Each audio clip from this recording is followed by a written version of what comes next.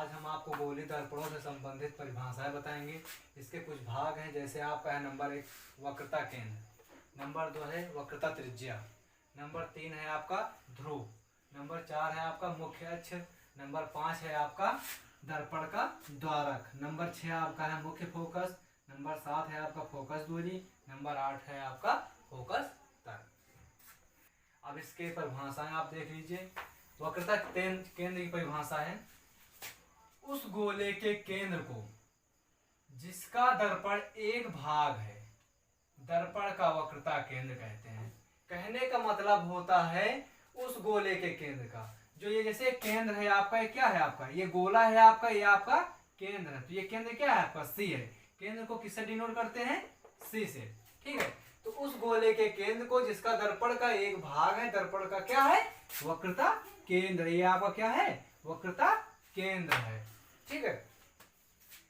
यह अवतल दर्पण में परावर्तक तल की ओर तथा उत्तल दर्पण में परावर्तक तल से दूसरी ओर होता है। ये आपका है परावर्तक तल, ये अवतल दर्पण है आपका, ठीक। ए जो ए नंबर आपका जो चित्र दिख रहा है, ये आपका अवतल दर्पण है। कह रहा है ये अवतल दर्पण में, यह अवतल दर्पण में परावर्तक तल की ओर, परावर्तक तल की ओर जो इस तरफ होता है, इस तरफ, ये क्या है आपका, ये परावर्तक तल है। तथा उत्तल दर्पण में परावर्तक तल से दूसरी ओर, ये आपका ऐसे उत्तल दर्पण है तो ये इसकी ओर है, तो केंद्र सी है आपका, ठीक है। उसके बाद दूसरा पॉइंट है आपका वक्रता त्रिज्या।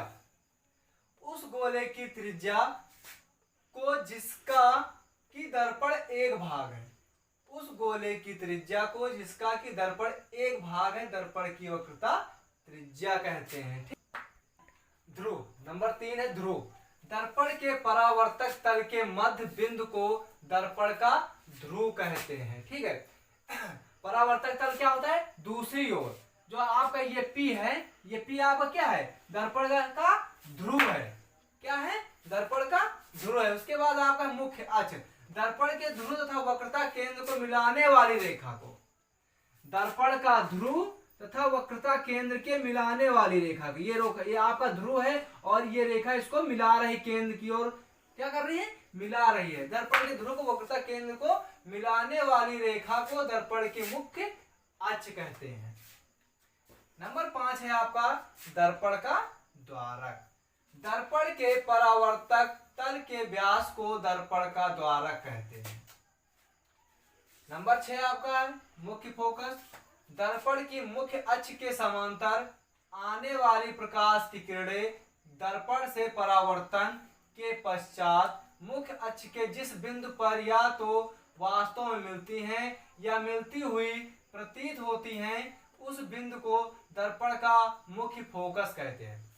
यहाँ पे समझिए आप लोग, यहाँ पे समझ लीजिए। देखिए ये आपकी रेखा है, ये रेखा है, ये जो है दर्पण से टकरा करके मुख्य फोकस से होती हुई आती है, या होती हुई आती है या आती हुई प्रतीत होती है। तो इसको यहाँ पे जो ये मुख्य केंद्र है, जो आपका केंद्र है, इस केंद्र वाली रेखा में क्या करती है, इसको काट रही है, तो यहाँ पे मुख्य फोकस बना रही है, ठीक है।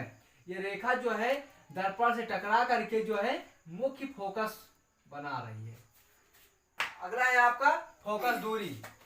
दर्पण के ध्रुव से मुख्य फोकस तक की दूरी दर्पण की फोकस दूरी कहते हैं। ये आपका मुख्य फोकस जो F है आपका मुख्य फोकस, और ये आपका P क्या है, दर्पण का ध्रुव है।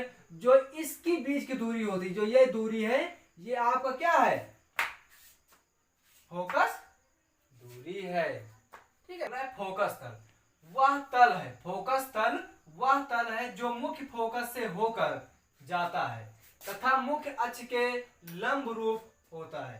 गोलीय दर्पणों के लिए प्रकाश के परावर्तन के नियम उसी प्रकार लागू हैं जिस प्रकार समतल दर्पणों के लिए इन दर्पणों के किसी बिंदु को वक्रता केंद्र से मिलाने वाली रेखा उस बिंदु पर अभिलंब होती है।